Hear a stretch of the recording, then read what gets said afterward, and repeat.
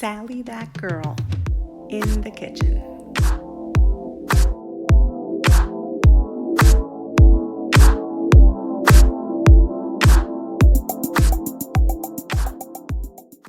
Hi everyone, and welcome to another episode of Sally that girl in the kitchen. In today's episode, I'm going to teach you how to make banana bread with chocolate chips. This is an amazing recipe, and it just so happens to be the favorite of my brothers. They love when I make this recipe, and they especially love when I make a few loaves and save some for them. It is a super delicious recipe that I've tweaked and perfected over the years because what I wanted to accomplish was an almost crispy golden exterior while maintaining a moist and delicious interior, and I really feel that I've done exactly that. It's an easy recipe that is delicious and I know you're gonna love, so I can't wait to teach you how to make it. Let's not wait another second and let's get started. For today's recipe, you will need 1.5 cups of all-purpose flour, 1/2 teaspoon of salt, 1 teaspoon of baking powder, 6 tablespoons of unsalted butter, 1 cup of sugar, 2 large eggs, 4 very ripe bananas, 1 teaspoon of pure vanilla extract, and 1/2 cup of semi-sweet chocolate chips. You will also need either a silicone or rubber spatula, some oven mitts, some dry measuring cups, some measuring spoons, a potato masher, or if not, you can just use a large fork, 2 bowls, some parchment paper, and a loaf pan. I'm going to be using glass because I just love to be able to see how my banana bread becomes golden as it bakes, but any material would work just fine. And you'll also need a fork. I like to use a large fork, such as a serving fork, and a cooling rack and a knife. So now that we have all of our ingredients and tools together, let's get started. The first thing you're going to want to do is preheat your oven to 375 degrees. That's a little bit hotter than I usually would use for baking, but I find that at this temperature, my banana bread is really going to develop almost a crispy golden exterior, which is exactly what I want. So then you're going to add your flour into a bowl, and then right on top of that flour, you're going to measure out your salt and you're going to add it. And then you're going to measure out your baking powder and you're going to add that right on top. Then I just grab my fork and I want to make sure to combine these 3 ingredients. I want to make sure that the salt and the baking powder are well distributed amongst the flour. So make sure that you mix it really well. Of course, you can use a whisk for this too. Now just set that bowl aside for a moment and we're going to prepare our loaf pan. So what I like to do is I grab some parchment paper and I cut it into the shape of a rectangle, which is the shape of the bottom of my pan. And then I grab my unsalted butter. I'm going to be using 6 tablespoons, but what I do is I just unwrap one end and I kind of keep the wrapper on. I just expose that one end of my butter stick, and then I'm going to use this butter stick to butter my loaf pan. So you want to make sure that you're buttering the bottom and the sides, because as your beautiful banana bread bakes, it's going to get beautifully golden with the assistance of the butter. And of course, it's going to really help release that banana bread from your loaf pan once it's ready. So just butter the bottom and sides really well. And then once you've buttered the bottom and sides, what I do is I grab that rectangle of parchment paper and then I place that right at the bottom of my pan. And then I butter that too. That way I still get that beautiful butter exposed to the banana bread as it bakes, which really just helps develop an amazing color. You're gonna see the color and the texture is gonna be golden and crispy and just perfect. So now I just put the wrapper right back on my butter stick, and then I look for the markings and I'm gonna grab my knife, and then I'm just going to separate 6 tablespoons of butter because that's what I'm going to be using for my recipe. And I just cut right through, wrapper and all.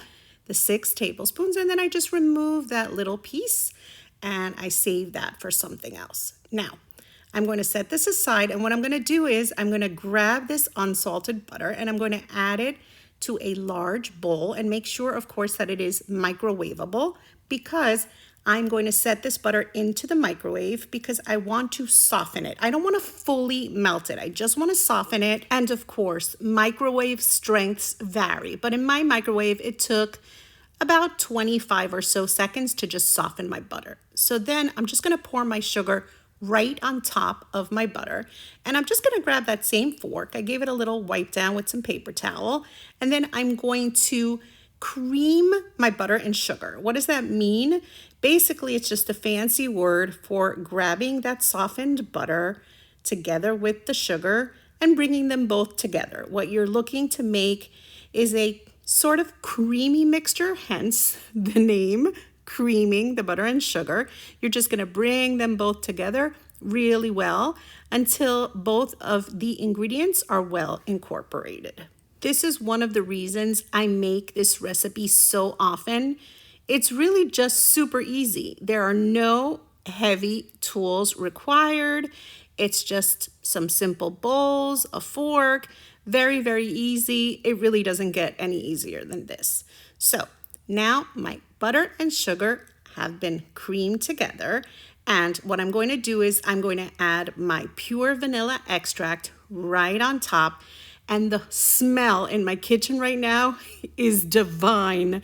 The aroma of the softened butter with the sugar and that pure vanilla extract is heavenly. Just imagine what it's going to do for the flavor of this delicious banana bread with chocolate chips.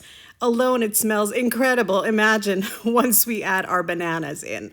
So speaking of bananas, I'm going to be using these super ripe bananas. Yes, these bananas that kind of look like they're ready to go. Uh-oh, I left them too long. They look awful. No, they don't. They are perfect. This is exactly what you want. You want really ripe bananas to give you the best flavor for your banana bread. Now, I'll give you a tip. If you have overripe bananas and you're not ready to make your banana bread that day, then you can just grab 4 bananas, peel them, put them in a Ziploc bag, and stick them in your freezer. And that way you have them ready for any time you want to make a banana bread. What I do is that morning or the day before, I pull that bag out and I put it in my refrigerator so that it slowly thaws. And then late that afternoon or the following day, my bananas are ready for banana bread. And of course, this way you are not wasting your beautiful, albeit overripe bananas. They are perfect in banana bread. So now, once all 4 of your bananas are in, all you need to do is mash the bananas into that creamed butter, sugar, and pure vanilla extract. You can use this same fork and just mash them all together. Or you can use a potato masher, which is what I like to use because I feel that it really helps mash up those bananas really well. And this way, it's just super easy to incorporate them into this delicious mixture. So as you see, I use the masher to go around and clean the sides of my bowl. And then I just take the masher and smash those bananas really, really well until they're all well incorporated with the rest of the ingredients. Now, this whole process just takes about a minute or 2. They come together real easily because, of course, those bananas are really ripe. So once they're well combined, then you want to beat your eggs really well. And then you're just going to add them right into this mixture. And then you're going to remove your potato masher and we're going to switch to a silicone spatula or a rubber spatula, or even a spoon would work if you don't have a spatula. And then you're just going to slowly incorporate the eggs into this delicious, flavorful banana mixture. So all I'm doing is scraping down the sides of my bowl and then just gently incorporating those eggs what I'm doing is I'm keeping a circular motion at all times and just from the center mixing and then bringing in whatever is clinging to the sides of the bowl and just mix it really well until all of those eggs have been combined. So now you're just going to grab your bowl with your dry ingredients and you're going to pour it right on top of this wet mixture. And that's why I creamed my butter and sugar and mashed my bananas into this larger bowl, because I'm going to be combining all of the ingredients here. And then I just grab my spatula once again and I do the same process as I did before. I scrape down the sides to make sure none of that flour is sticking to my bowl, and then I just bring my spatula into the center and just stir it all really well. All I'm looking to do is to incorporate this flour into this wet mixture, and you'll know you're ready to stop mixing once you no longer see any white flour and the flour has been well combined with the rest of the ingredients. So once you get to this point, then all you need to do now is measure out your chocolate chips, and you're going to bring them over and sprinkle them right on top. And of course, if you're not a fan of chocolate chips, then of course you don't have to add them, but I love them in this recipe. And you can actually even add other things. You can add chopped walnuts, you can add some blueberries, you could go crazy and add whatever add-in you love, but I absolutely love the effect of the chocolate sprinkled throughout with the delicious bananas. It's just an incredible combination of flavors, and this is the way I usually make it because this is the way everyone around here absolutely loves it. So you'll notice I'm using a gentle folding as opposed to mixing in this step. I'm just going around gently and just scraping the sides of my bowl just as I did before, but I'm definitely being more gentle. And then once they're incorporated, you stop. That's all you need to do. No over mixing, because you just want to incorporate them. And then of course, we're going to bring over our bowl right on top of that prepared loaf pan, and we are going to add all this delicious yumminess into our pan, making sure to scrape down all of this yummy goodness off of our bowl. We don't want to leave any of this behind because really it is going to be so delicious. I cannot wait until you see it. It's going to be so tasty. So make sure that you get all of that goodness into your loaf pan. So once it's all in, then I just take my spatula and I just give it a little swirl on top. And then it is ready to go. It is looking gorgeous. It's the perfect thickness because it will grow in the oven. So you have the exact amount that you need. And now it is ready to go into the oven and become golden and delicious. You're not going to believe just how beautiful it looks and how amazing it smells. So you're going to put it on a center rack in your oven, and you're going to set a timer for a full 60 minutes. And it is going to bake up so beautifully. The color is going to be gorgeous. And after your 60 minutes, you're going to pull it out and it is smelling divine. There is something truly magical about the smell of fresh baked goods in your oven. And this particular banana bread, with its combination of sugar and vanilla and bananas and those chocolate chips, the smell is incredible. You are going to love it. And let's not forget that butter. Look at how absolutely gorgeous it is all around. It's developed a beautiful color, and it's going to be crispy on the outside and moist on the inside. So once you've let your banana bread sit for a few minutes, grab your oven mitts and you're going to gently turn your banana bread over onto your cooling rack, and you're going to peel off that piece of parchment paper from the bottom of your loaf, and you're just going to let it sit and cool down just a bit so that you're able to cut into it and enjoy it. And is it me, or do the naturally occurring slits on my loaf of banana bread kind of look like bananas? I don't know if it's me and maybe I'm just going bananas, but as I look at my beautiful golden fragrant banana bread with chocolate chips, I see two bananas on top. And that was not done on purpose at all. But it's funny how these two beautiful bananas revealed themselves. It's almost as if this loaf wanted to reveal its contents. It wanted you to know that it's got delicious ripe bananas inside, and of course, a few of those yummy chocolate chips. It's just absolutely perfect.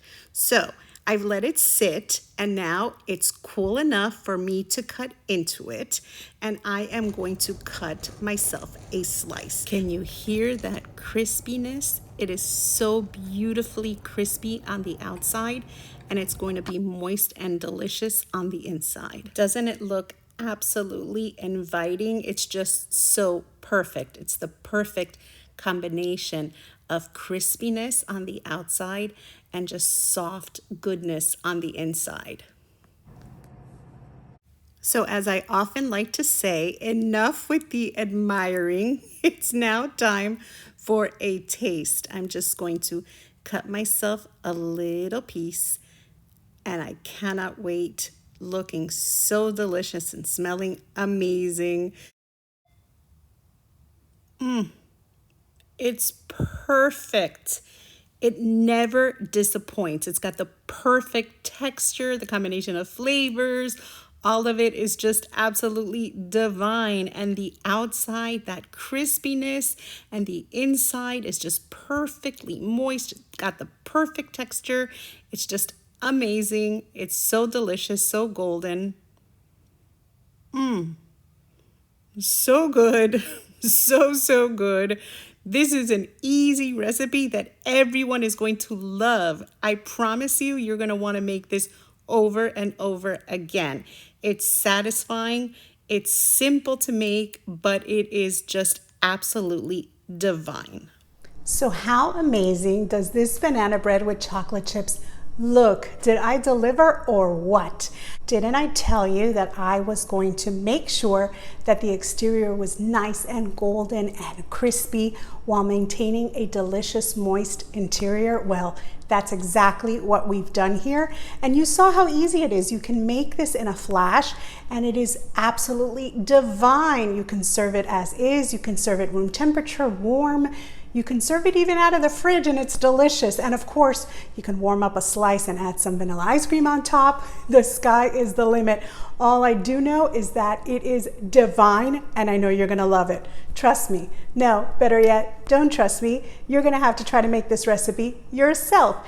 And of course, if you've enjoyed today's recipe, don't forget to like, comment, and share. And if you haven't done so already, remember to subscribe to my channel and to touch that little notification bell.